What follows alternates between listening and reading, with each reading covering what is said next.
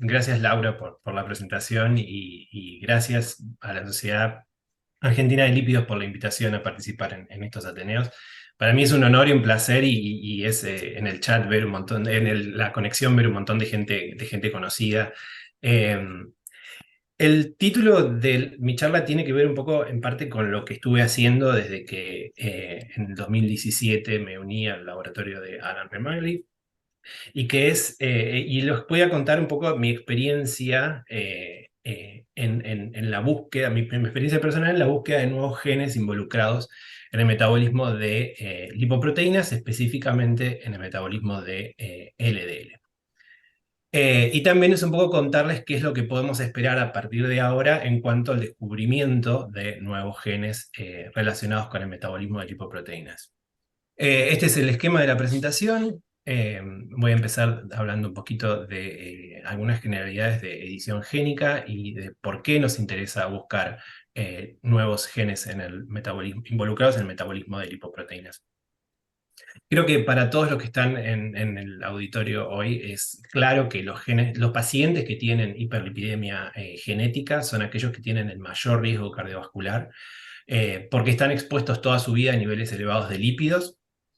Y un ejemplo de esta condición es la hipercolesterolemia familiar, caracterizada por niveles elevados de colesterol, de LDL, y asociada generalmente con mutaciones en el receptor de LDL, en la ApoB y mutaciones específicas en PCSK9.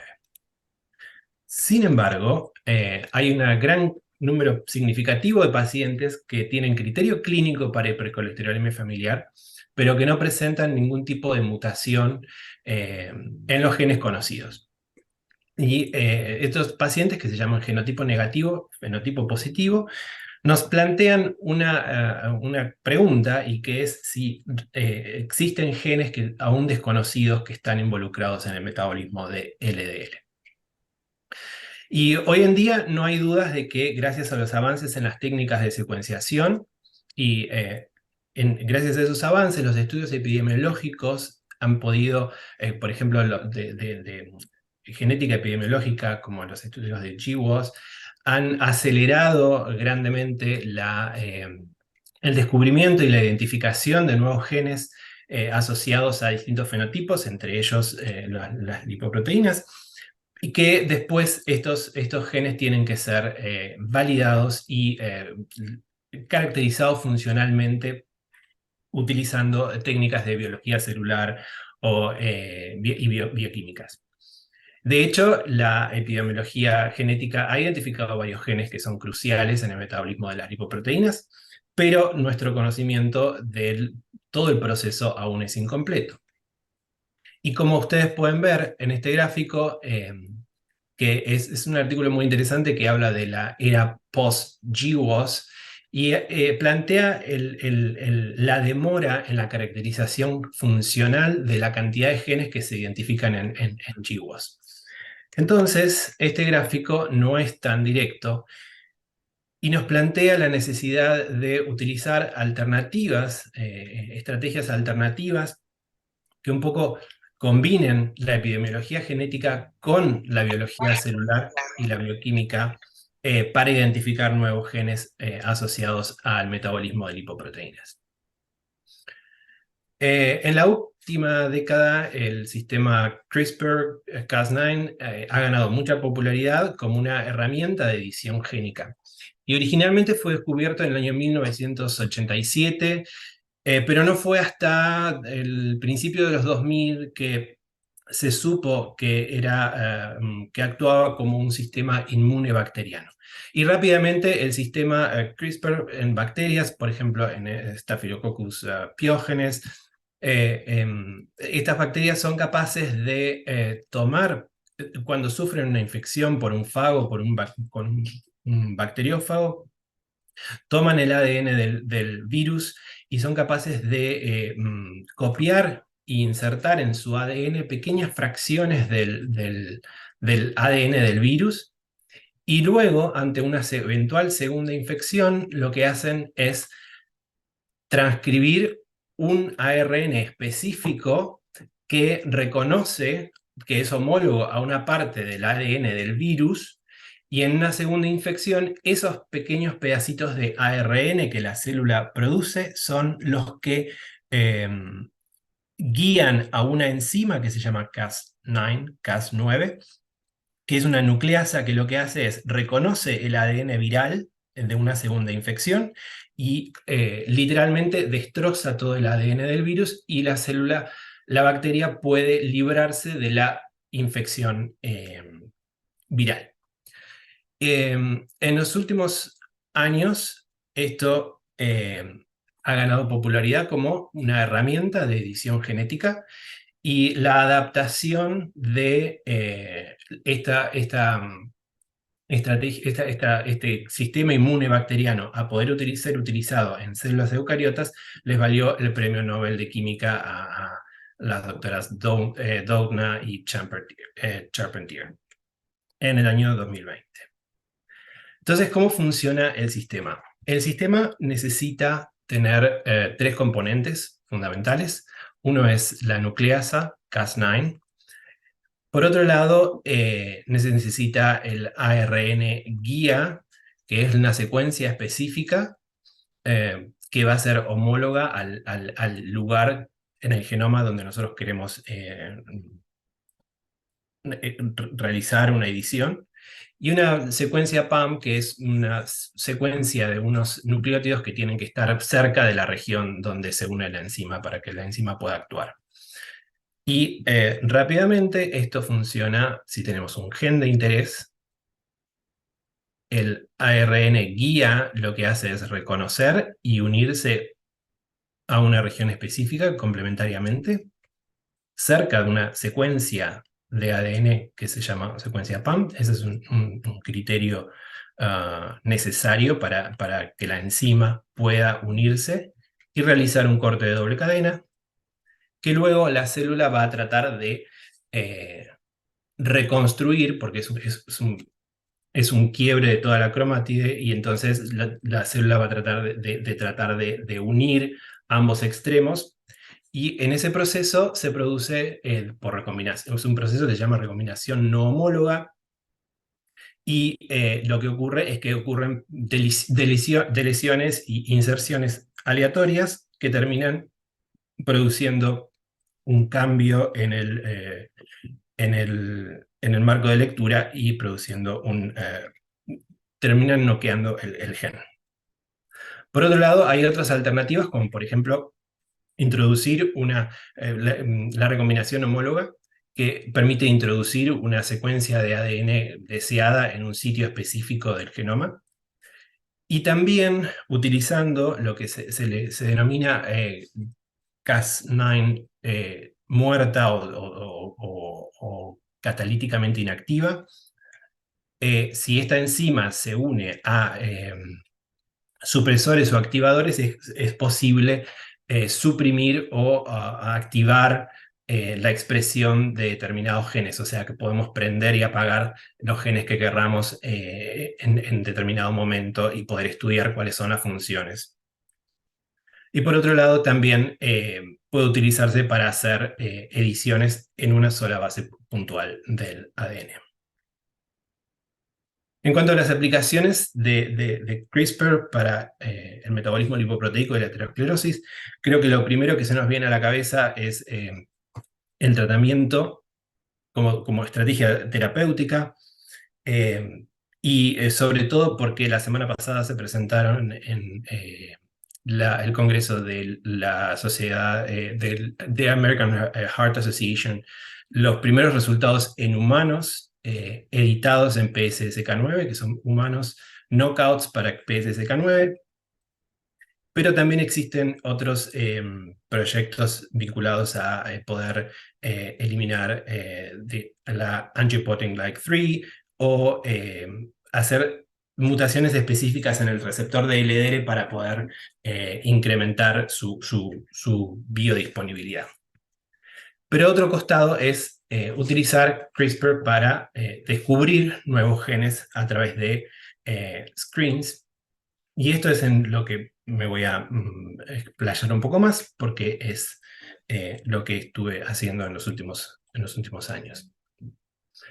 Entonces, hasta el momento uno piensa que si tiene un ARN guía puede editar un gen en particular, pero ¿qué pasa si nosotros queremos editar muchos genes a la vez? Lo que tenemos que hacer es usar una mezcla compleja de ARNs. Y este tipo de mezclas complejas se llaman librerías de ARNs guía, que pueden ser o tener un grupo de genes a los cuales está dirigido o dirigirlo hacia todo el genoma. Por conveniencia, cuando se hacen ese tipo de estudios, los ARN guías se empacan dentro de lentivirus, que tienen la particularidad de que el lentivirus, una vez que infecta una célula, integra su ADN hacia el ADN celular. Por lo tanto, esa célula luego va a tener como un código de barras que la va a identificar que esa célula fue infectada por este lentivirus que llevaba ese ARN guía y de esa manera uno puede traquear cuáles son los genes que están representados en determinada población celular. Una vez que las células se infectan, podemos seleccionarlas de acuerdo al fenotipo que nosotros querramos, siempre y cuando podamos hacer una separación eh, física de las células. Y luego se puede ver cuáles son los genes que están relacionados con ese fenotipo, simplemente mirando el enriquecimiento de los diferentes ARNs en la población celular. Esta es una técnica que ha venido siendo usada en los últimos 10 años aproximadamente, sobre todo en el campo de la investigación oncológica para determinar resistencias a drogas. Se generaban estas grandes librerías teniendo en cuenta todos los genes del genoma y se ponen determinadas células cancerígenas en medios con antibióticos o determinadas eh, drogas utilizadas en quimioterapia y se ven cuáles son las células que sobreviven y se ve cuáles son los genes que ayudan a esas células a sobrevivir y se busca tal vez poder usarlos como estrategias terapéuticas extra para poder combatir el tumor. Pero ¿qué es lo que pasa con el metabolismo lipoproteico? Hay pocos estudios realizados que han utilizado CRISPR screens en metabolismo lipoproteico. Y para repasar rápidamente desde el punto de vista de una célula, principalmente de una célula hepática, la biodisponibilidad del receptor de LDL para internalizar LDL es el principal factor que afecta a los niveles de LDL en el plasma. Y los pasos que regulan esa biodisponibilidad primero es la transcripción y la traducción del receptor de LDL. Luego son las modificaciones postrelacionales y la translocación del receptor hacia a la membrana plasmática. También la endocitosis del receptor junto con la LDL. El separar el LDL del receptor y dirigir la LDL hacia el lisosoma y el receptor hacia el camino de reciclaje. Solamente 4 estudios hay publicados hasta el momento que hayan utilizado CRISPR-Cas screens para estudiar el metabolismo de LDL. Y uno de ellos identificó un gen que lo que hace es un factor que estabiliza el ARN del receptor de LDL y por tanto la pérdida de este gen disminuye la biodisponibilidad del receptor. Otro trabajo identificó una proteína que está involucrada en el reciclaje del receptor de LDL. Nuestro trabajo que identificó una proteína que se llama transgerina, que lo que hace es una proteína unidora actina que interviene en el mecanismo de endocitosis del receptor. Y trabajo más reciente identificó una proteína que trabaja en conjunto con RAB10 en el proceso de reciclaje del receptor de LDL. Cabe destacar que es interesante que 4 trabajos aplicando la misma metodología desde el punto de vista técnico, como es un screen de este tipo, hayamos encontrado resultados diferentes. Y lo interesante es que cada trabajo aplicó una variante diferente en cuanto a qué es lo que estaba detectando. Eh, este trabajo detectaba con anticuerpos la presencia de receptor de LDL en la superficie. Eh, estos otros 3 trabajos, sin embargo, evaluamos captación de LDL a partir por parte de las células, pero las librerías que utilizamos fueron diferentes. Nosotros utilizamos una librería de genoma completo, mientras que este trabajo hicieron una previa búsqueda en consorcios de GWAS y generaron una lista de 1000 y pico de genes y solamente investigaron esos genes.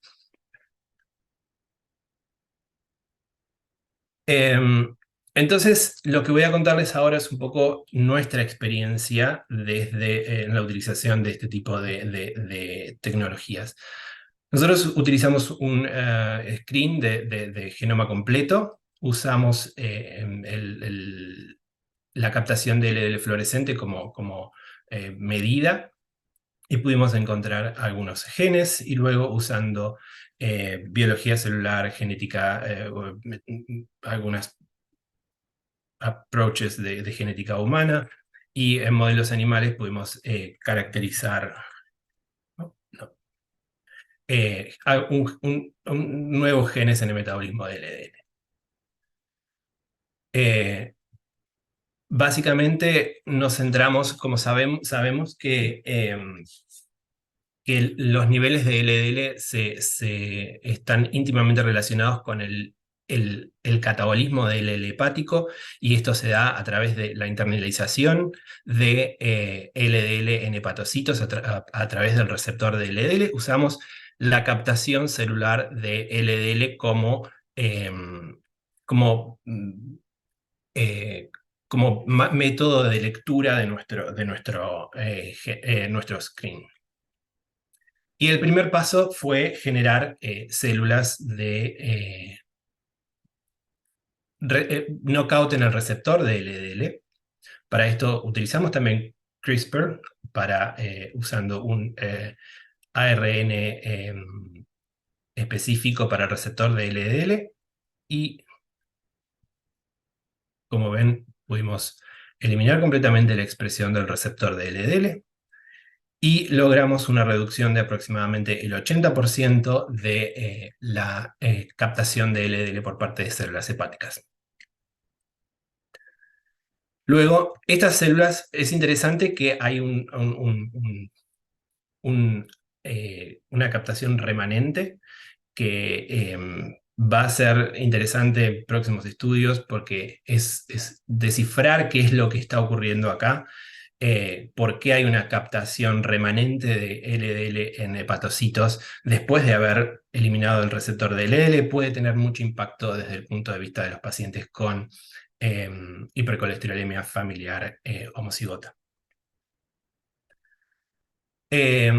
Para el screen en sí utilizamos una librería que abarcaba todo el genoma con 4 ARNs guías por gen y empacada en lentivirus. Lo que hicimos fue establecer una transducción de las células. Una vez que teníamos las células establemente transducidas, incubamos con LDL fluorescente y después evaluamos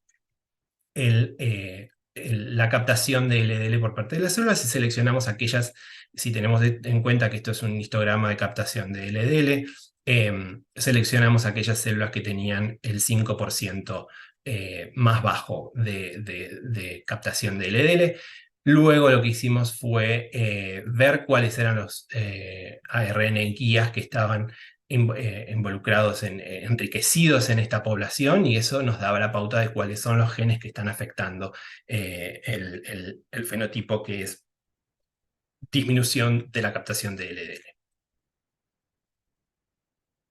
El primer paso de validación es ver cuál es el enriquecimiento de genes que nosotros ya conocemos, y el gen por excelencia es el receptor de LDL, como vimos anteriormente.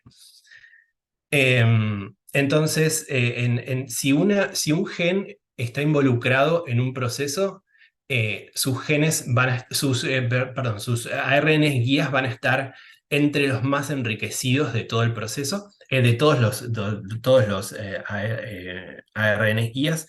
Sin embargo, si no está involucrado en el proceso, va a haber una distribución aleatoria, y es lo que vemos con todos los 4 ARN guías que están dirigidos al el receptor de LDL, cuando tenemos una captación de LDL promedio, o sea, en las células que no fueron sometidas a citometría de flujo. Me olvidé de decir que en realidad, cuando nosotros separamos las células, acá lo hicimos después de incubar con LDL fluorescente, utilizamos citometría de flujo para separar aquellas células que tenían mayor y menor captación de LDL. Esta es la distribución en las células que no fueron separadas por citometría de flujo, y esta es la distribución de los ARN guías en las células que fueron separadas por citometría de flujo y que presentaban baja captación de LDL. Se puede ver que los 3 de los 4 ARNs que están dirigidos hacia el receptor de LDL se encuentran entre el 95% más enriquecidos.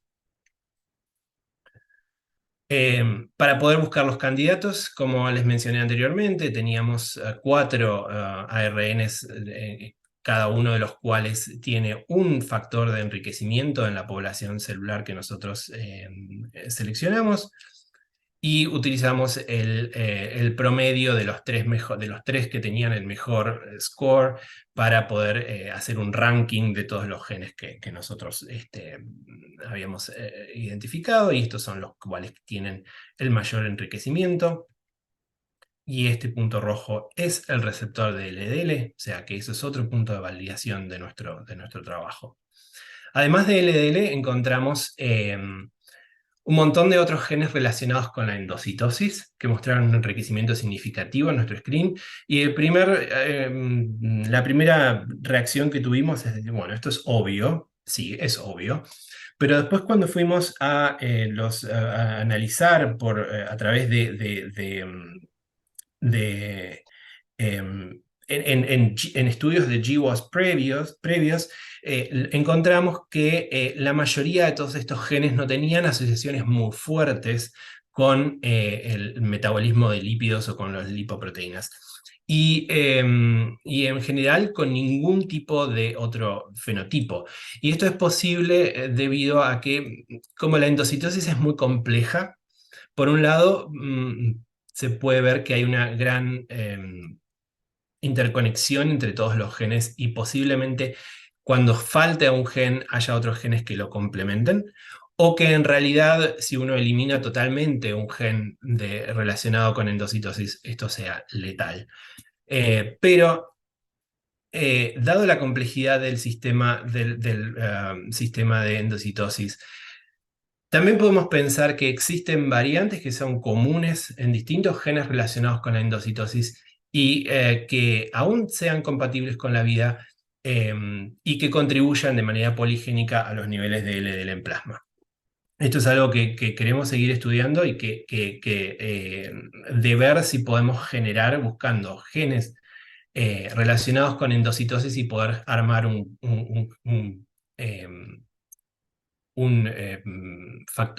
riesgo poligénico de endocitosis, y si se correlaciona con los lípidos plasmáticos.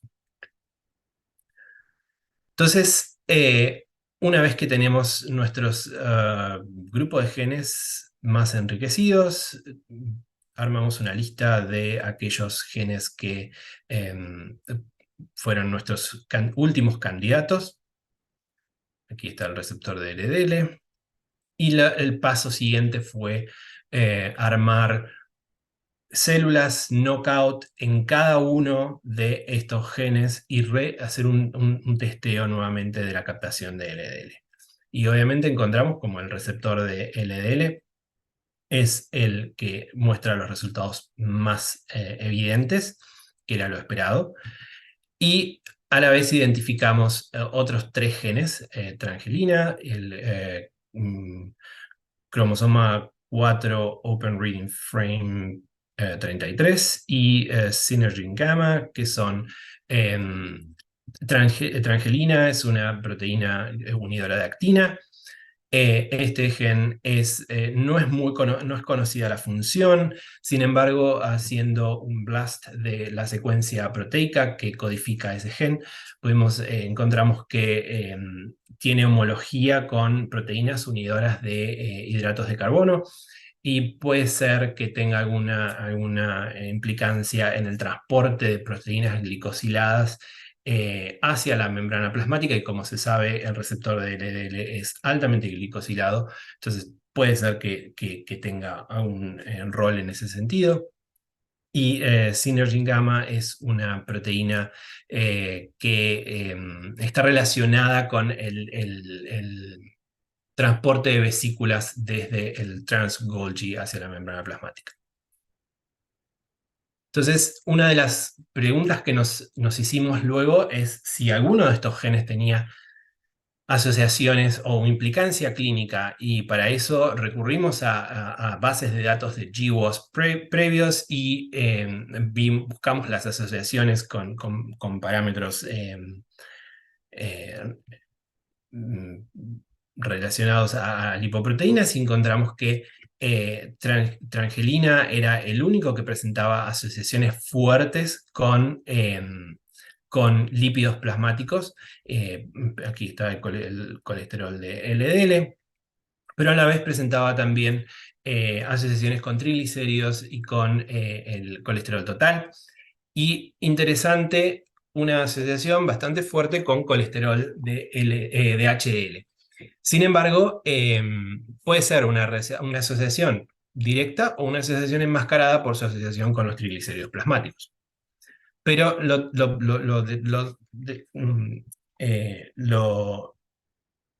lo destaco porque me parece que después, más adelante en la presentación, van a entender que puede haber un rol también en el metabolismo de HDL.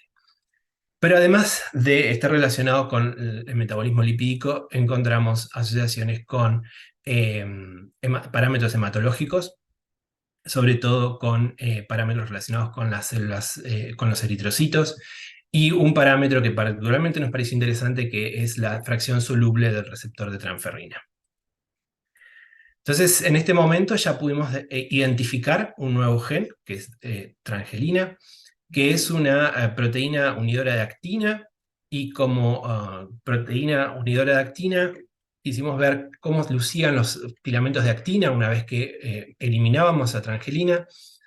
Y estas son las células control, que vemos que se encuentran perfectamente expandidas y que tienen organización perfecta de filamentos de actina, y estas es como lucen las células knockouts en trangelina, que presentan claramente una disrupción del citoesqueleto de actina con formación de blebs y alteraciones morfológicas. Lo interesante es que los filamentos de actina se sabe desde estudios que se han hecho fundamentalmente y primariamente en levaduras, que los filamentos de actina juegan un rol importante durante la endocitosis mediada por clatrina, que es justamente el mecanismo que internaliza al receptor de LDL. El citoesqueleto de actina contribuye a generar la fuerza necesaria para doblar la membrana plasmática, para generar esa fuerza y tirar la membrana para adentro de la célula, que es fundamentalmente importante en levaduras, pero también se da en células eucariotas humanas. Si recordamos, las asociaciones de trangelina eran con triglicéridos, con colesterol total, con colesterol de LDL y con la fracción soluble del receptor de transferrina. Pero la idea es cómo podemos correlacionar todas estas asociaciones y en realidad que todos estos, cuando testeamos la internalización de LDL por el colesterol total, el receptor, colesterol de LDL, el uptake de VLDL también, como una medida de la internalización de partículas de VLDL, posiblemente a través del receptor LRP1, y de transferrina, por el receptor de transferrina, vemos que la ausencia de transgelina afecta a todos los cargos de la misma manera, y esto quiere decir que está afectando un mecanismo en común. ¿Cuál es ese mecanismo en común? La endocitosis mediada por creatinina. Y de hecho, cuando buscamos asociaciones entre transgelina con otros genes asociados a la endocitosis, vemos que existen diversas asociaciones entre transgelina con sobre todo con las proteínas relacionadas con los filamentos de actina durante la acción de los filamentos de actina durante el proceso de endocitosis del receptor de LDL, que es este círculo que se ve acá. Entonces empezamos a tratar de ver cuáles eran las consecuencias en la homeostasis del colesterol en estas células que son deficientes en trangelina y que no pueden internalizar LDL de manera normal. Y vemos que, similar a lo que ocurre en las células que son knockout para el receptor de LDL, hay una disminución en la cantidad de colesterol total y del colesterol libre, que es fundamentalmente el que está unido a membranas. Y esto se traduce en una mayor activación del factor SRBP2, que es fundamentalmente el regulador maestro del metabolismo de colesterol. Y en este sentido, analizamos cuáles eran las consecuencias de esto, y eran un aumento en la expresión de aquellos genes que son regulados directamente por ese RBP2. Por ejemplo, la HMGCR, que es me van a salir los nombres en inglés, perdón. HMGCR, que es la enzima reguladora del metabolismo de colesterol. La mevalonate kinase, que también es otra enzima reguladora del metabolismo de colesterol. E interesantemente, encontramos un aumento en la expresión del receptor de LDL. Y ahora, esto es un resultado que para nosotros es paradójico, porque nosotros estamos viendo menor internalización de LDL en las células, pero a la vez estamos viendo que hay un aumento de la expresión del receptor. Entonces, lo que nos preguntamos es dónde está este receptor. ¿Este receptor es funcional? ¿No es funcional? ¿Llega a expresarse a nivel de la membrana plasmática para que las células puedan hacer la internalización o no? Entonces lo que hicimos fue incubar a las células a 4 grados, cosa de evitar todo tipo de internalización. La incubamos con LDL fluorescente y luego analizamos cuánta LDL estaba unida a la membrana, y vemos que hay similar a lo que vemos con el aumento de expresión, vemos un aumento de unión el receptor de LDL a la superficie de las células. Y esto mismo lo pudimos observar por microscopía confocal. Vemos que en las células control hay poca unión, una unión basal a la superficie celular, mientras que en las células que no expresan trangelina, la unión es mucho mayor.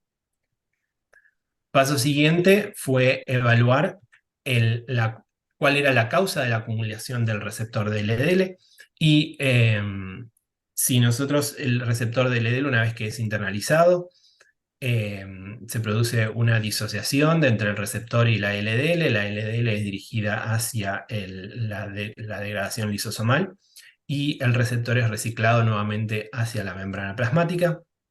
Si nosotros bloqueamos con alguna droga este proceso de reciclaje y este proceso de internalización sigue ocurriendo, a lo largo del tiempo vamos a tener una disminución en la cantidad de receptores que están en la superficie celular. Y esto es lo que realmente pasa en células control. Nosotros vemos que disminuye rápidamente la cantidad de receptores disponibles en la superficie celular. Pero esto es lo que pasa cuando las células son deficientes en transgelina. O sea, la internalización del receptor es mucho más lenta que en las células control. Y esto también lo podemos evidenciar, lo pudimos evidenciar con microscopía confocal. Entonces, ¿cuál es el modelo que nosotros proponemos en base a la acción de transgelina? Para nosotros, según nuestros resultados, transgelina estaría uniéndose a los filamentos de actina durante el proceso de endocitosis. Si transgelina no está presente, hay una desorganización de los filamentos de actina y una disminución del grado de endocitosis de LDL. Y no solamente tal vez de LDL, sino también de transferrina y otros cargos también que van a través de la endocitosis mediada por clatrina.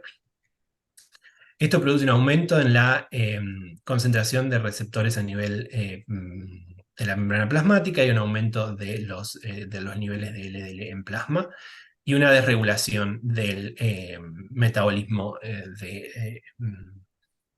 de colesterol.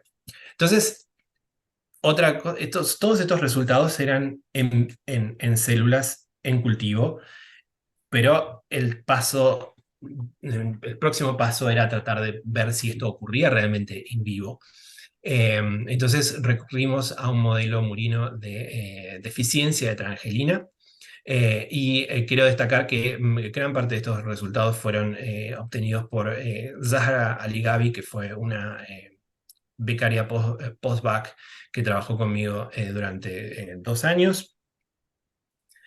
Cuando vimos que era los niveles de lípidos plasmáticos en los animales con dieta estándar, vimos que no había muchas diferencias, no hay diferencias significativas. Entonces lo que hicimos fue exponer a los animales a un desafío dietario dándoles una dieta rica en grasa. Y luego de 12 semanas evaluamos los lípidos plasmáticos y el área de placa aterosclerótica. Como vemos, luego de 12 semanas con dieta rica en grasa, encontramos que los animales deficientes en transgelina desarrollan una hipercolesterolemia moderada. Es más o menos un 25% de aumento de los niveles de colesterol total, sin cambios en los triglicéridos plasmáticos. Pero este nivel moderado de aumento de colesterol es medianamente esperado debido a que la disminución de la captación de LDL por parte de las células hepáticas es de un 30% aproximadamente.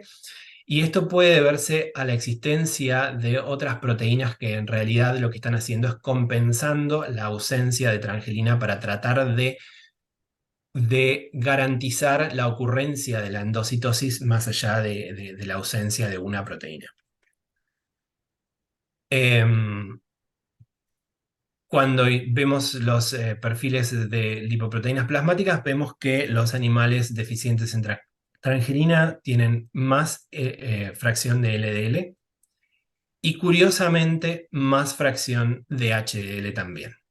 Y no sé si se acuerdan que cuando les mostré las asociaciones en GWAS, vimos que también se asociaba con colesterol de HDL. Y no sabemos hasta el momento cuál es el motivo de este aumento, pero hay algunas evidencias que indican que el receptor de LDL en su camino de reciclaje comparte algunos mediadores con el receptor SRB1, que es el receptor maestro de la HDL a nivel hepático, y disrupciones en esos mecanismos comunes hacen que los animales presenten aumento de LDL y aumento de HDL. Entonces, es posible que este aumento de HDL sea a que haya disrupciones en el tráfico intracelular del receptor de SRB1. Supuestamente tenía que estar animada. Eh, bueno, el paso siguiente fue evaluar el clearance de LDL in vivo. Para esto inyectamos LDL marcada fluorescentemente en los ratones y después evaluamos qué era lo que ocurría, los niveles. Lo que evaluamos fue el descenso en la señal de las LDL a lo largo del tiempo en distintas alícuotas de sangre. Y lo que vimos es que los animales con deficiencia de trangelina hay una demora el clearance de LDL en el plasma. Estos son resultados muy preliminares porque es un estudio que tiene 3 animales nada más en cada grupo. Necesitamos hacer más de estos experimentos, pero es una tendencia de que en realidad lo que está ocurriendo, el aumento en el colesterol de LDL en plasma, es debido a una deficiencia en el clearance de LDL desde la circulación. Finalmente, evaluamos lo que ocurre con la área de placa en las células, en la aorta, en la arteria, y vemos que los animales con deficiencia de trangelina presentan 2 veces más superficie de placa aterosclerótica que los animales de wild type, y que si bien estos niveles, como ustedes ven aquí, con estos tinte rojo y rosa, son las áreas de placa, si bien no son tan evidentes como se ven como por ahí estamos acostumbrados a ver en animales que son deficientes en receptor de LDL o en animales que son knockouts para ApoE. Si bien no es tan marcado como en esos casos, los ratones en general, como los wild type, son totalmente resistentes a hacer aterosclerosis, y lograr 2 veces más superficie que en los wild type es muy interesante, y a la vez, si ustedes recuerdan que solamente es un 20-30% de aumento de colesterol, parece una respuesta un tanto en cuanto a la aterosclerosis, un tanto exacerbada en relación al aumento de colesterol que vimos. Y entonces cabe pensar de que en realidad puede haber otros mecanismos por los cuales trangelina también está relacionada en aterosclerosis, más allá de solamente la hiperlipidemia. Y sabemos que la formación de la placa, la progresión de la placa es muy compleja y que dentro de todos los tipos celulares que intervienen, las células musculares lisas vasculares juegan un papel muy importante, y justamente es importante destacar que las células musculares lisas tienen una alta expresión de trangelina. Las células musculares lisas se sabe que es sabido que pueden intervienen en la formación de células espumosas y tanto también en la remodelación de la matriz extracelular. Durante el proceso de aterogénesis, la célula muscular lisa, contráctil y sana sufre una diferenciación, la cual puede derivar en diferenciaciones en distintos tipos celulares, sobre todo en células tipo macrófago y que captan LDL, o captar la misma célula muscular LDL y transformarse en células espumosas.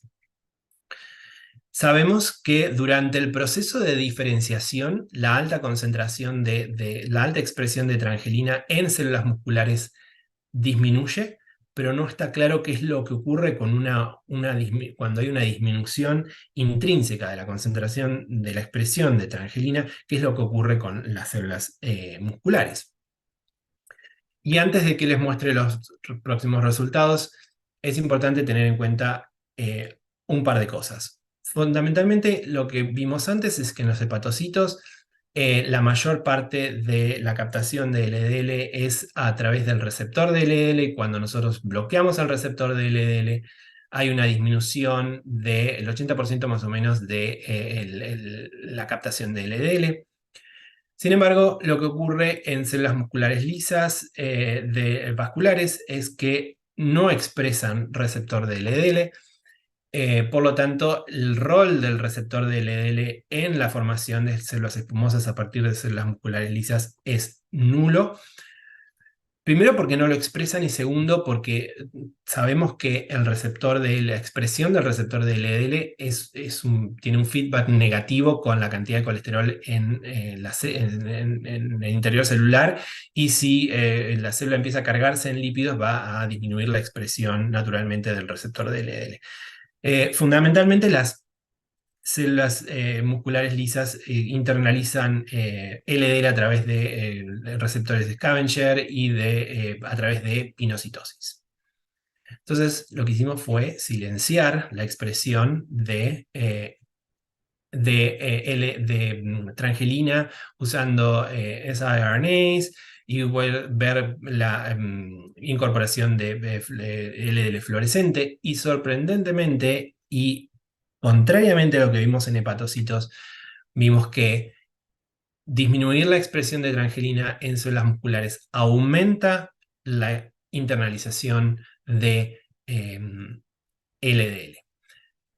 Fue una sorpresa, pero puede ser que en realidad trangelina esté regulando o suprimiendo de manera normal determinados mecanismos, y uno de los cuales puede estar relacionado con el nivel de pinocitosis que las células musculares lisas pueden hacer. De hecho, cuando evaluamos la captación de Lucifer Yellow, que es un marcador exclusivo de pinocitosis, vemos que el incremento en la captación de Lucifer Yellow es comparable al aumento de la captación de LDL. Por lo tanto, podríamos inferir que en la ausencia de trangelina las células musculares lisas hacen mayor pinocitosis, y de esa manera incorporan más LDL en el medio.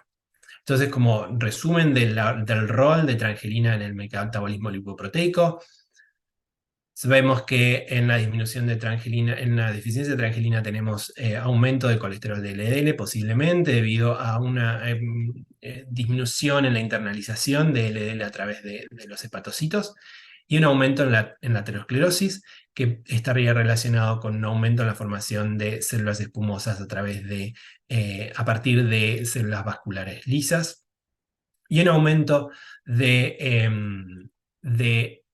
HDL, que posiblemente esté relacionado con un menor clearance de HDL, pero eso será para futuros estudios. Y ahora lo que quiero contarles es una parte que son resultados más nuevos y que tienen otro enfoque, en el cual nosotros armamos un nuevo screen. Pero la idea es que hasta este momento lo que habíamos visto eran, ok, nosotros eliminábamos un gen y lo que hacíamos era disminuir la captación de LDL a nivel hepático, y por lo tanto aumentar la cantidad de LDL en plasma. Y siempre he sabido que en realidad es mucho más fácil siempre inhibir un proceso que activarlo. O sea, los procesos que habíamos visto hasta ahora, por ejemplo, trangelina, lo que deberíamos hacer es, para bajar el colesterol en plasma, deberíamos activarla. Entonces, un target ideal para un desarrollo farmacológico del día de mañana sería un gen que nosotros podamos inhibir, bloquear o disminuir, disminuir, que aumente la captación de LDL en el hígado y que favorezca la eliminación del colesterol. Algo tal como si fuese el PCSK9. Lo que hicimos fue rediseñar el screen, pero esta vez buscando genes que, cuando se bloquean o se genera un knockout, incrementen la captación de LDL a nivel hepático. Realizamos este screen y luego tomamos el 1% de todos los genes y los contrastamos. Y esto es diferente a lo que hicimos antes porque primero buscamos cuáles eran los que daban la respuesta positiva y después fuimos a GWAS. Esta vez tomamos el crudo, fuimos a GWAS, seleccionamos genes de 200 genes, cuáles eran los que estaban relacionados con lípidos plasmáticos. Y luego cruzamos estos genes con esos 30, terminamos con una lista de 35. Con esos 35 genes los cruzamos con la maquinaria endocítica de LDL y terminamos con una lista de 10 genes que aumentan la captación de LDL a nivel hepático, tienen asociaciones con lípidos plasmáticos en GWAS y a la vez también están relacionados a la endocitosis de LDL. Y creo que tengo que ir apurando porque estamos en tiempo. De nuevo generamos knockouts para cada uno de estos genes. En realidad hasta el momento llevamos probados 4. Usamos mylib o idle como control positivo, que sabemos que noqueando este gen se aumenta la disponibilidad del receptor de LDL. Y hasta ahora hemos encontrado estos cuatro candidatos. Para ir un poco más o menos un poco en la hipótesis de qué es lo que lo que uno de estos candidatos puede hacer. Hay evidencia de que uno de estos candidatos se une a proteínas que también unen filamentos de actina, y de hecho, como por ejemplo cofilina, y nosotros hemos visto en trabajos previos que activación de cofilina en realidad aumenta también la captación de LDL en macrófagos. Cabe preguntarnos si en realidad este gen HUNC regula la internalización del LDL a través de la modulación de los filamentos de actina, como lo que veníamos hablando antes. Y de hecho, para ver esto, evidenciamos que las células HUNC knockout en realidad tienen evidencias de un incremento en la dinámica de los filamentos de actina, con presencia de lamilopodios y filopodios que no están presentes en tal abundancia en células control.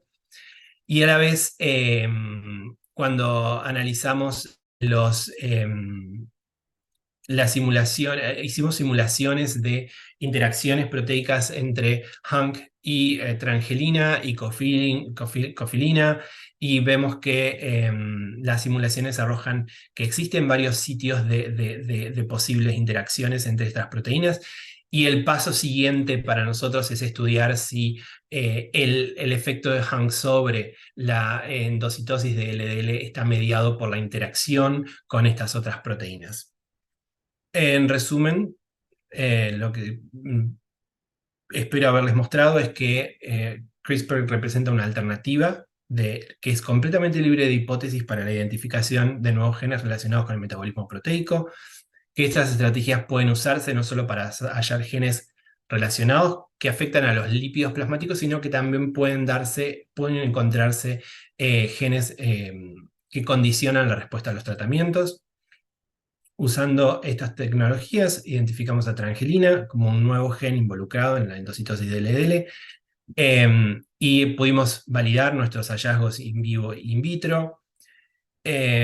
Los genes relacionados a la endocitosis son fundamentales para la correcta internalización del LDL en las células hepáticas, y que posiblemente una combinación poligénica de estos genes esté relacionada con el aumento del riesgo de dislipemia. Y a la vez hemos podido identificar estos supresores de la endocitosis de LDL que pueden representar una nueva clase de targets terapéuticos para reducir los lípidos plasmáticos. Y lo que quiero haberles presentado hoy es una alternativa que combina tanto los estudios epidemiológicos, genéticos epidemiológicos, como la biología y la bioquímica y la biología celular para encontrar la funcionalidad, y que incluso estas tecnologías, al tener en cuenta la funcionalidad, sobre todo antes que las meras asociaciones en GWAS, permitan por ahí identificar incluso genes que están por debajo del P de significación de GWAS, que si no fuera por estas metodologías sería como tratar de encontrar, tratar de identificar estos genes que están por aquí abajo, que con tal vez mucha importancia biológica y posiblemente importancia terapéutica, sería como tratar de encontrar una aguja en un pajar. Además, otro concepto que quise expresar hoy es que el puente, no solamente el puente, la estructura del puente, sino que las pequeñas estructuras que sostienen el puente son importantes. Por ejemplo, pensemos que este puente es la endocitosis de LDL y que hay miles o cientos de pequeños enganches o clavijas en estos cables, como por ejemplo trangelina, que ayudan a sostener toda la estructura y a un correcto funcionamiento del sistema de endocitosis de LDL. Y con esto quiero agradecer a todo el laboratorio, especialmente a Alan Remali, al National Heart, Lung and Blood Institute y a todas las personas que hicieron, con su colaboración, hicieron posible este proyecto. Y gracias a ustedes por su atención. Muchas gracias, Diego. Dale, yo primero lo único que quiero, porque estoy un poco sin voz, pero no puedo dejar de felicitarte porque excelente la disertación en un tema súper complejo, difícil para muchos de nosotros. Yo soy más bien bioquímico, o sea que un poquito más entiendo, pero es un mundo sumamente nuevo, muy interesante, lo explicaste muy bien y digamos, un reflejo de eso fue que arrancamos con 26 participantes y seguimos los 26 participantes, así que Sí. excelente y un trabajo titánico lo que has hecho en estos años y yo sé que mucho solo en pandemia y todo, y Sí, los sí, resultados son abrumadores, así que es como parece un hay que montón, felicitarte. eh, Sí, es un montón. pero Otra tesis, otra tesis. es un proyecto, cómo funciona el laboratorio en general es cada persona, cada postdoc, cuando llegás, tenés un proyecto, decís, bueno, tu proyecto va a ser este, o vamos a discutir en qué trabajás y qué sé yo. Pero vos tenés un proyecto, no es que el laboratorio entero trabajó en esto, sino que en esto fue mi proyecto y posiblemente sea mi proyecto de seguir con mi línea de investigación, sea mi proyecto de acá en adelante. O sea, esa es la dinámica de la formación que nos da Alan, que es, ok, empezá tu proyecto y es el proyecto que vos vas a tener de por vida. O sea, es empezá tu carrera con esto. Y es una posibilidad impresionante, realmente, y de mucha generosidad de parte de él también, porque eso hay que decirlo, porque es muy Sí, generoso en sí, el sentido de decir, ok, este es tu proyecto, te lo podés llevar a donde vayas. sí, es verdad. Así es, Lucio.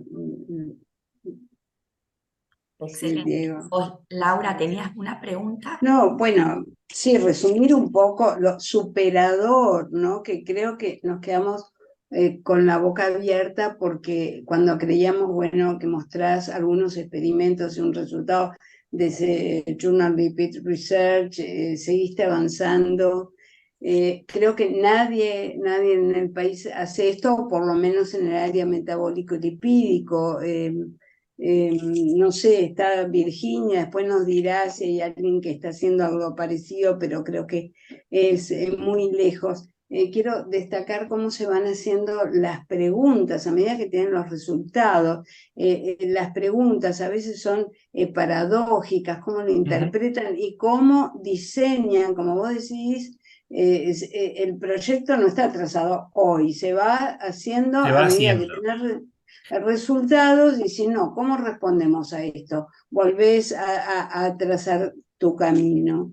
Y bueno, vimos que la transgrelina, que es digamos, la vedette de tu trabajo, Ujú. publicado en el Journal Lipid Research, en realidad tiene que ver con la endocitosis LDL, pero también dijiste con triglicéridos, con HDL. Y también con el HDL metabolismo siempre del hierro molesta. también. Sí, exacto, la transferrina. Exactamente, que Viste es que el otra pata que HDL todavía no pude explorar, pero es algo para el futuro también. también.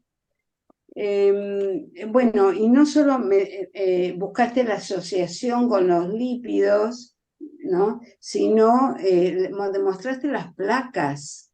O sea, es verdaderamente impactante, ¿no? Como decís, in vitro, en vivo, o sea, es full. Por eso yo diría, bueno, es fantástico, superador en ese sentido. Y bueno, queda claro que esto puede ser un target terapéutico que habría que activar, que es más fácil de inhibir, dijiste en un momento, Sí. pero que en este caso habría que activar. ¿Y vos crees que el gen de esta transgredina ahora voy a lo corriente, nos aclararía un dilema que tenemos acá? Creo que estaba Maribel en un momento, Virginia, de aquellos pacientes que son hipercolesterolémicos severos, que tienen un genotipo negativo en todo sentido, o sea, no solo monogénicos, también los GRS de scores de riesgos poligénicos tampoco está elevado, y no tienen nada, pero tienen un fenotipo bien de HF. ¿Vos crees que este es un gen candidato para Yo no sé incorporar? si el efecto es tan grande, porque lo que vimos en ratones, todavía lamentablemente no pudimos encontrar un paciente que, digamos, tiene la mutación Eso es lo que perfecta y quería vemos la preguntarte. familia y todo. Eso sería Eso. como el sueño, ¿no? Pero no lo pudimos encontrar todavía. Cerraría Em, con eso, ¿no? pero creo que es un candidato de manera monogénica o poligénica, puede ser también.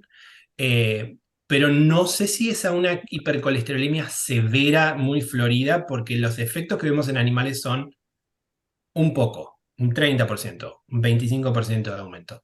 El último estudio de animales tuvimos unos resultados un poco más claros, en cuanto a que el aumento es un poquito mayor, más llegando al 35%, pero que está en ese rango. Eh, pero creo que estas herramientas sí pueden generar este tipo de gen.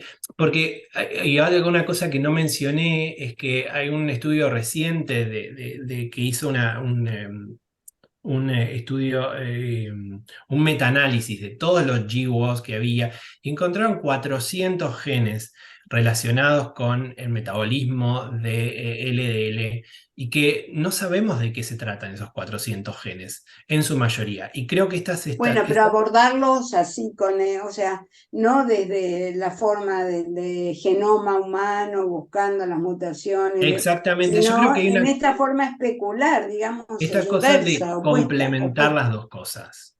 Claro. Complementación de los estudios humanos con los estudios in vitro, que pueden, que teniendo como una dirección, diciendo, bueno, que vamos por este lado, es un poco más enfocado y más simple de poder abordar. Hola, ¿qué tal? ¿Cómo les va? Buenas noches. Hola. Este, Diego, no tenía el placer de conocerte. Tuve la suerte de chusmear hoy con Santiago Lynch un par de chats por otra cosa y me dijo que tenía el Zoom y de lo mejor del día de haber entrado medio de casualidad siendo genuino. Me encantó, me pareció espectacular. No estamos tan acostumbrados en el medio local a este lujo de presentación. Te recontra felicito. Este, preguntar, digamos, si entendí bien con esta herramienta de hacer ese screening con CRISPR. Vos de alguna manera te estás ajustando a encontrar fenotipos asociados estrictamente a knockout génicos. En ningún Sí, caso, sí, ¿estamos de acuerdo en eso? Sí. en eso estamos de acuerdo, sí, es creo que hay uno de los trabajos que hizo con activación.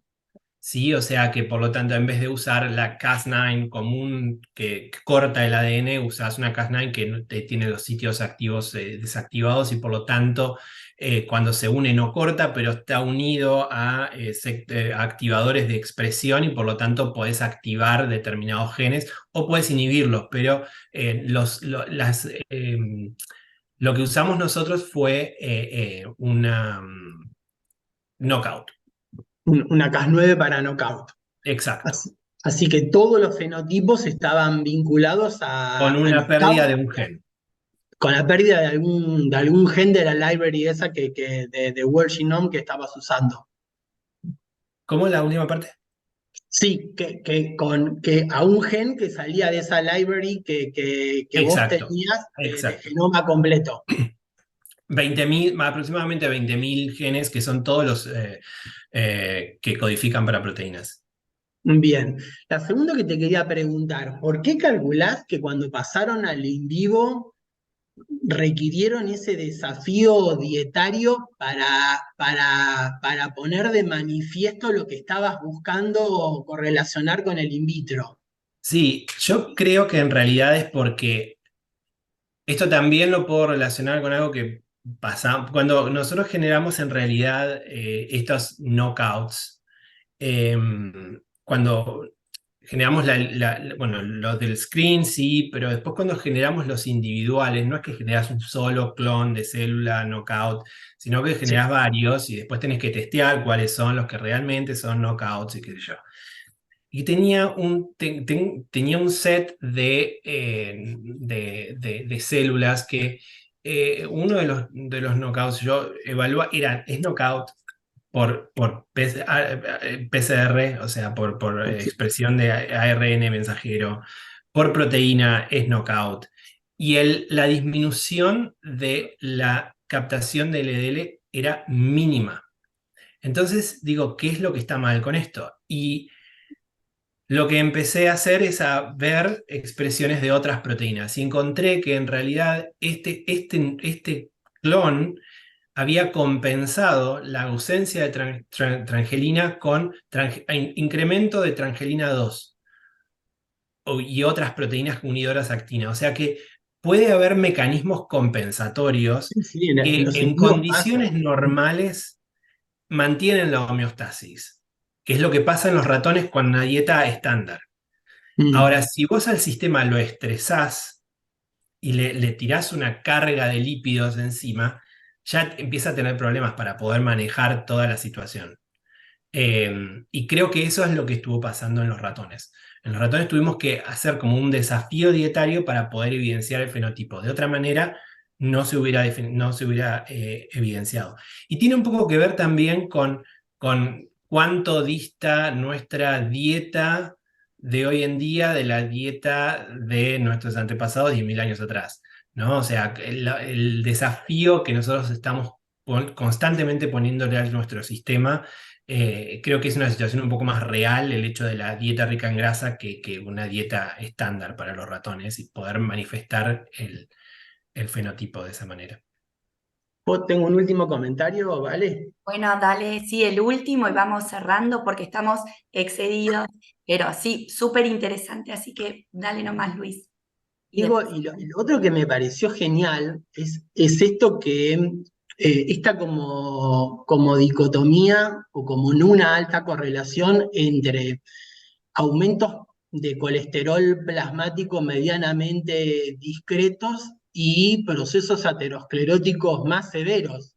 Ujú. Que eso, Diego, ocurre en la clínica. Muchas veces nos encontramos con algo medio paradojal, que el aumento lipídico muchas veces no se condice con la historia de La eventos seguridad. del paciente. Y sin lugar a dudas, capaz que este tipo de mutación, también vinculada con la predisposición de las células musculares lisas en transformarse en células espumosas y hacer el proceso de aterosclerosis acelerada, eso me pareció la explicación. Nunca tenía ni una sola explicación molecular para esto que vemos en la clínica, por lo cual la verdad que recompré, me encantó.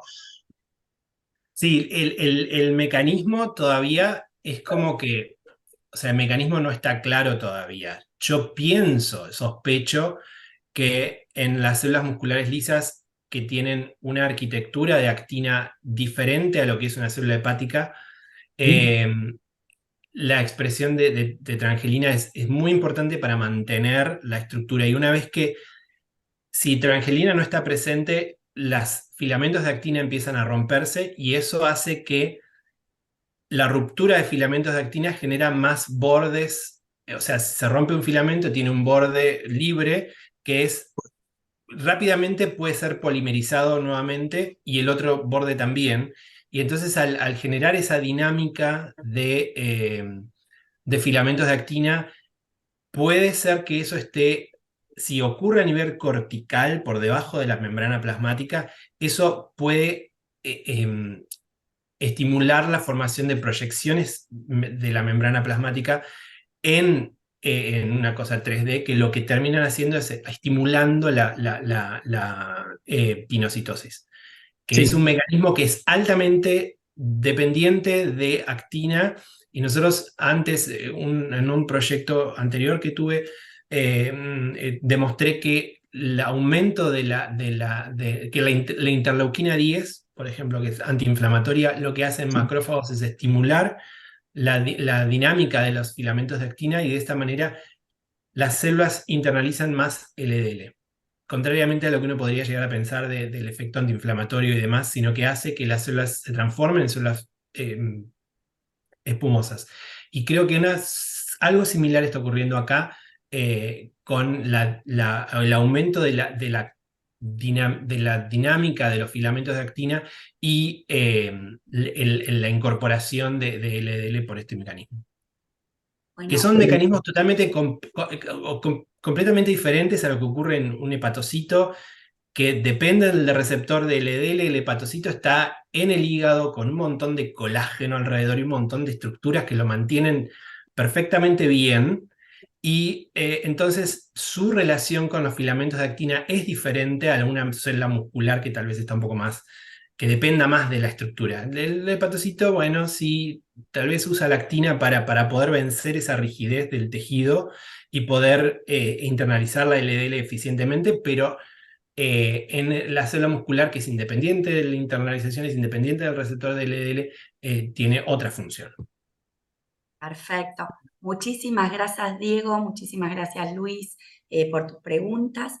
Bueno, estamos totalmente excedidos de tiempo. Vamos Creo a que tener Virginia quiere hacer un Dos comentario. palabras, un Dale. placer, Diego, irte, buenísimo. Gracias. ¿Cómo Y estás? bueno, muy bien, gracias. Voy rápido, impresionante y creo que suma para los scores, tanto como factor predisponente o como protector, ¿no? Siempre ayuda. Y no solo para el score de LDL, también para los scores de riesgo cardiovascular. Es decir, Sí. me parece que... Y en algún momento pensaba... eh, con esto cuando uno va al gen silenciado, oligogénica, tirar para allá es muy complejo, no sé, lo dejo picando. Mm. Vos decís oligogénico de poquitos que sean los que determinan el ¿Alguna, fenotipo. alguna mutación rara, por ejemplo, en estos genes combinados con polimorfismos que hagan una Sí. contribución Puede poligénica? ser, puede ser, puede ser, eh, puede ser. Incluso con todos estos, los otros genes relacionados con eh, la endocitosis, ¿no? Que son tantos y están todos tan conectados. Y una de las cosas que se nos ocurre pensar en algún momento es decir, ¿qué es lo que ocurre si vos tenés unas mutaciones que se acumulan en que tu endocitosis no es muy eficiente? ¿Qué es lo que ocurre si a vos te dan una estatina? ¿Respondés a la estatina o no respondés a la estatina? Creo que no, porque la estatina va a depender de que una sobreexpresión del receptor y además de una correcta internalización del receptor. Si la internalización no funciona, no sé si el efecto de la droga va a ser el mismo que si la maquinaria funciona de la manera normal. Totalmente, Bueno, no, Entonces hay apasionante. como muchas... muchísimas preguntas esto, sí, muchísimas preguntas. Yo lamentablemente tengo que cortar porque la gente ahora sí se nos está despidiendo, se nos está yendo a sí. comer, Diego, y no quiero Bueno, cerrar, hay que cerrar con la pantalla caliente, ¿no? Entonces, ¿te mejoró la voz, Valeria? no, más o menos, porque me hizo efecto lo que tomé. Bueno, felicitaciones, gracias a Gracias. todos por haber asistido y por habernos acompañado durante todo el año en estos Ateneos. Hoy es el último del año y un placer haberlo terminado con esta calidad de disertación. Y bueno, y los esperamos el año que viene con el nuevo ciclo, donde no vamos a estar con Santiago, pero va a haber otros socios de la SAL que van a estar a cargo de los mismos. Calculo que en marzo. Así que ya recibirán notificaciones e invitaciones. Muchas gracias a todos y buenas noches. Gracias.